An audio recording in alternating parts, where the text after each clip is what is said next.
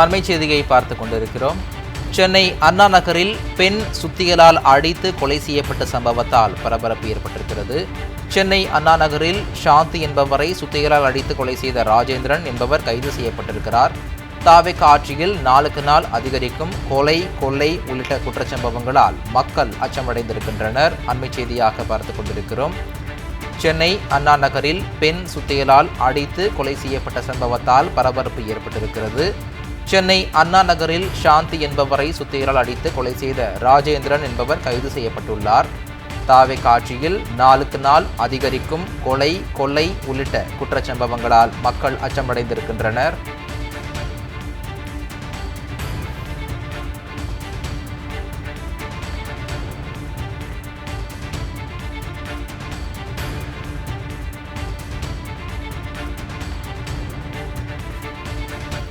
சென்னை அண்ணா நகரில் பெண் சுத்தியலால் அடித்து கொலை செய்யப்பட்ட சம்பவத்தால் பரபரப்பு ஏற்பட்டிருக்கிறது. இது பற்றிய மேலும் விவரங்களை வழங்குவதற்காக எமது செய்தியாளர் ரேவதி இணைப்பில் இருக்கிறார்.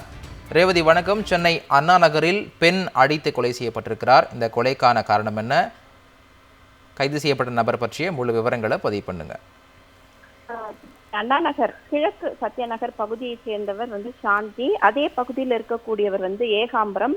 கடந்த 2010ஆம் ஆண்டு சாந்தியோட கணவர் தற்கொலை செய்து கொண்ட நிலையில 2016ஆம் ஆண்டு முதல் ஏகாம்பரம் மற்றும் சாந்தி ஒரே இல்லத்துல திருமணம் செய்து கொள்ளாமல் இருந்ததாக கூறப்படுகிறது.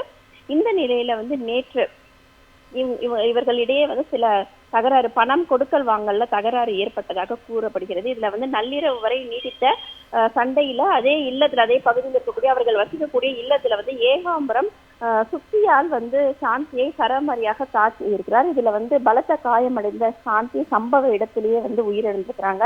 அக்கம் பக்கத்துல இது தொடர்பாக சத்தம் கேட்டிருந்த நிலையில ஏகாம்பரம் அங்கிருந்து அண்ணா நகர் காவல் நிலையத்திற்கு சென்று தானாகவே சரணடைந்திருக்கிறார். அதன் பின்னர் காவல்துறையினர் வழக்கு தொடர்பாக விசாரணை நடைபெற்று தற்போது ஏகாம்பரத்தை கைது செய்திருக்கிறாங்க. அதன் பிறகு அந்த இல்லத்திற்கு சென்று சாந்தியோட உடலை கைப்பற்றி விசாரணைக்காக கீழ்ப்பாக்கம் அரசு மருத்துவமனையில உடற் பிரேத பரிசோதனைக்காக அனுப்பி வைக்கப்பட்டிருக்கிறது. வழக்கோட விசாரணை நடைபெற்று வருகிறது.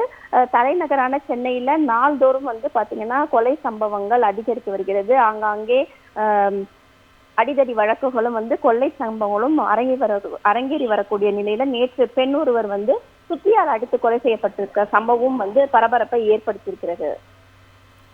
விரிவான விவரங்களை வழங்கியதற்கு நன்றி ரேவதி.